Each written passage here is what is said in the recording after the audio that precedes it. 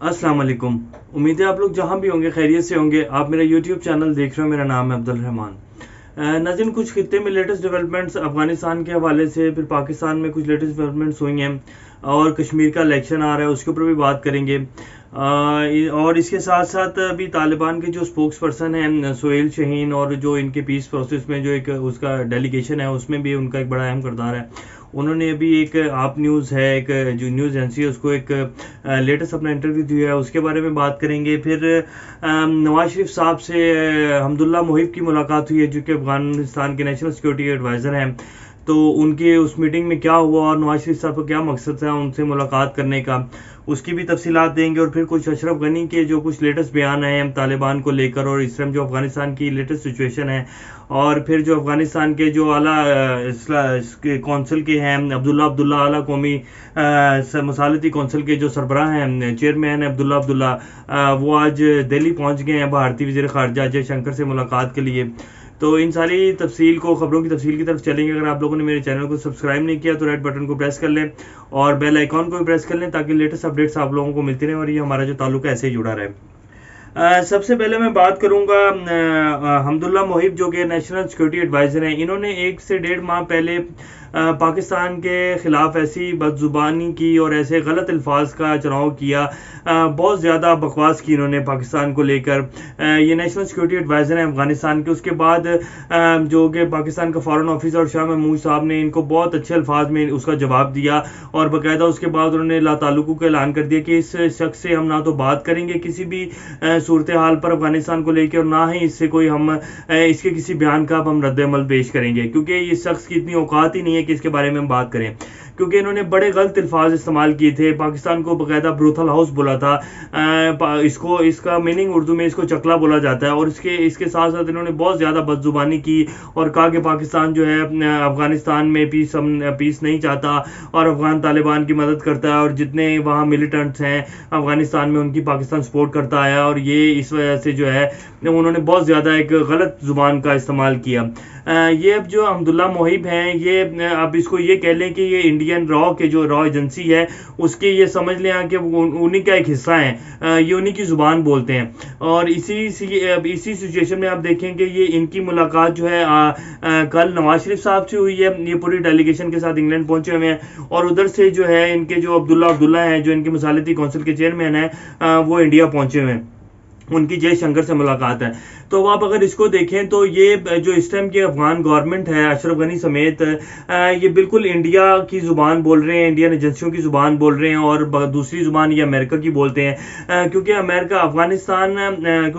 ने ही अफगानिस्तान में इस पूरी गवर्नमेंट को बनाया था। क्योंकि अमेरिका के जब तक चाहता था, जब तक उनका स्टेक है अफगानिस्तान में, तो उनके पसंदीदा लोग जो हैं वो गवर्नमेंट में रहें, ताकि उनको वहाँ वो फैसिलिटेट कर सकें। और इसीलिए अफगानिस्तान में जो अब तालिबान है, जो कि अब बड़ी तेजी से कंट्रोल संभालते जाते हैं, उसके बारे में मैं आपको बताऊंगा कि इस टाइम उन्होंने कितना कंट्रोल संभाल लिया। तो जो इस टाइम अफगान तालिबान है वो इसीलिए कह रहे हैं कि हम जब तक जो है ये पीस प्रोसेस और ये इसके ऊपर मुआहदा नहीं हो सकेगा, जब तक ये गवर्नमेंट जो है ये रिजाइन ना करे, उसके बाद हम एक उसके ऊपर जितने पॉइंट्स हैं उसके ऊपर हम अमल पैरा होंगे और एक मुआहदा करेंगे। उसके बाद ही कोई भी हुकूमत, जो हम ये नहीं कहते कि तालिबान की हुकूमत आ जाए पूरे अफगानिस्तान में, हम चाहते हैं कि एक प्रॉपर जो तरीका है उसके तहत जो है हुकूमत बने, ना कि जो इंडिया और अमेरिका चाहता है उसके हिसाब से गवर्नमेंट बने। तो इसलिए जब तक अशरफ गनी इस्तीफा नहीं देंगे, रिजाइन नहीं करेंगे, गवर्नमेंट खत्म नहीं होगी, तब तक ये पीस प्रोसेस कंप्लीट नहीं होगा और अफगानिस्तान में अमल नहीं आएगा। तो अब आप ये देख लें थोड़ा सा कि नवाज शरीफ साहब, जो कि इस मुल्क के 3 दफ़ा वज़ीर आज़म रहे हैं, इन्होंने जब से इनको वज़ीर आज़म से हटाया गया है और इनको बाहर भेज दिया गया, जब से इनके ऊपर पनामा केस आया, इन्होंने एंटी एस्टेब्लिशमेंट पाकिस्तान के खिलाफ ही जितने भी बयान दिए हैं, और हर उस बंदे के साथ मिलकर इन्होंने प्रोपेगेंडा किया है पाकिस्तान के खिलाफ, जो कि एंटी पाकिस्तान रहे हैं लोग। मोदी को इन्होंने बाकायदा बुलाया, और किसी भी तरीके से उनके साथ कोई भी पाकिस्तान किसी भी इस्टेब्लिशमेंट या कोई भी किसी भी ऑफिस को इन्होंने ऑन बोर्ड नहीं लिया, ना आर्मी को, और इन्होंने बाकायदा उनको स्पेशल अपने घर बुलाया जब इनकी पोती की शादी थी, मरियम साहब की बेटी की शादी थी। तो उसके अलावा आप देख लें, इंडिया को कभी भी इन्होंने मकबूजा कश्मीर को इंडियन गवर्नमेंट से बात नहीं की जब तक नवाज शरीफ साहब थे। उसके बाद जब कुलभूषण यादव पकड़ा गया तब भी इन्होंने उसके ऊपर कोई बयान नहीं दिए, बल्कि पाकिस्तान के मुकदमे को कुलभूषण यादव के हक में बयान देने के बाद इन्होंने उस मुकदमे को कमजोर किया। अब आप देख लें जो मरियम साहब हैं, कश्मीर में जितनी भी इलेक्शन कैंपेन चलाई है उन्होंने मकबूजा कश्मीर के वहाँ ये तो कहती रही कि जी मैं कश्मीर की बेटी हूँ और मैं ये और मैं वो, कब उन्होंने एक भी बयान जो है वो मोदी के खिलाफ और मोदी के जो राह का जो वहाँ नजरिया और जो मोदी का वहाँ मकबूजा कश्मीर में कर रहा है पिछले 2 साल से, वहाँ की आवाम को एक हफ्ते भेजा में रखा हुआ है, वहाँ एक लॉकडाउन की सिचुएशन है, उन लोगों को जीने का हक तक छीन लिया गया है, उसके बारे में उन्होंने कोई बयान नहीं दिया। बाकायदा वो सिर्फ इमरान खान साहब और एस्टेब्लिशमेंट हमारे पाकिस्तान आर्मी और उसके खिलाफ बयान देती रही हैं। इसी और इसके साथ साथ अब आप देख लें कि नवाज शरीफ साहब जो हैं उन्होंने अब ये जो हमदुल्ला मोहिब हैं जो कि एंटी एस्टेब्लिशमेंट रहा है पाकिस्तान, एंटी पाकिस्तान, अशरफ गनी की गवर्नमेंट जब से रही है उन्होंने हमेशा पाकिस्तान के खिलाफ ही काम किया है। अफगानिस्तान में जितना भी इंडिया ने वहाँ मिलिटेंट्स ग्रुप बनाए उनको बाकायदा ट्रेनिंग देता रहा है, इंडियन कैंप्स बनाए, वहाँ राह जो है इन्वॉल्व रही और पाकिस्तान को डिस्टेबलाइज करने के लिए जो उन्होंने तरीके तालिबान पाकिस्तान को फंडिंग करता रहा और अफगानिस्तान की एनडीएस जो है मिलकर, तो इन्होंने हमेशा पाकिस्तान के एंटी चले हैं ये हुकूमत और इस टाइम जो मोदी इंडिया की गवर्नमेंट है। तो अब आप देख लें कि नवाज शरीफ साहब का क्या वो बनता है कि वो अब्दुल्ला मोहिब से मिल रहे हैं और वहाँ बाकायदा कि जी अफगानिस्तान के अमन को लेके बातचीत हुई है, और उसके साथ साथ जो सबसे बड़ी शॉकिंग न्यूज़ है कि जी पाकिस्तान में डेमोक्रेसी और जमहूरियत के लिए अब्दुल्ला मोहिब है, उन्होंने नवाज शरीफ साहब को यकीन दहानी करवाई है कि जी हम आपके साथ हैं और हर तरह की को आपकी उसके साथ आपकी हमायत करते हैं, यकीन दहानी करवाते हैं उस चीज़ की। तो ये तो नवाज शरीफ साहब के हाल हैं और जो है वो जितने भी पाकिस्तान के एंटी लोग हैं इस टाइम उनके साथ मुलाकात जारी है और इससे ज़्यादा मैं कुछ नहीं बोलूँगा। फिर वो कहते हैं कि जी कि नवाज शरीफ साहब के ऊपर गद्दार के वो लग जाते हैं, लोग गद्दार वतन के वो लगाने लग जाते हैं, लेबल्स लगाने लग जाते हैं। तो ये इस टाइम की ये सिचुएशन है। मैं आपको बताता चलूँ थोड़ा सा कि जो सुहेल शाहीन साहब हैं अफगान तालिबान के स्पोक्स पर्सन भी हैं और बड़ी एक अहम उनके पास तालिबान की वो भी है, ये भी कह लें कि वो जितना भी पीस प्रोसेस का डेलीगेशन है उसमें एक बड़ा अहम किरदार अदा कर रहे हैं। तो उन्होंने अभी एक आप न्यूज़ एजेंसी है उसको इंटरव्यू देते हुए उन्होंने बताया कि जी to reach a peace deal Afghan president must go, कि जब तक जो है अफगानिस्तान में अमन नहीं आ सकता और ये पीस डील जो है ये कंप्लीट नहीं होगी जब तक अशरफ गनी जो है वो रिज़ाइन नहीं कर देते। अब ये इसमें मुकम्मल उन्होंने कहा कि जी जब तक जो है अशरफ गनी जो है और इनकी जो पूरी गवर्नमेंट है ये रिज़ाइन नहीं कर देती उसके बाद ये पीस डील कंप्लीट होगी। जितने अफगानिस्तान के स्टेक होल्डर्स हैं, जितने जिहादी ग्रुप्स हैं जो कि अफगान नेटो फोर्सेस के साथ लड़ते रहे हैं उनको भी बिठाएं। और हम ये नहीं कहते कि अफगानिस्तान में टोटल जो है तालिबान का कंट्रोल आ जाए, लेकिन हम एक प्रॉपर इस्लामिक निज़ाम चाहते हैं जो कि अफगानिस्तान के रहने वाले और अफगानिस्तान की आवाम और जो यहाँ के स्टेक होल्डर्स हैं वो एक मिल के निज़ाम बनाए जिसके ज़रिए अफगानिस्तान को चलाया जाए, ना कि अमेरिका और इंडिया की जो वो है लॉबी है और उसकी तरफ जो अमेरिका और इंडिया के मुफादात में वैसा एक हुकूमत बने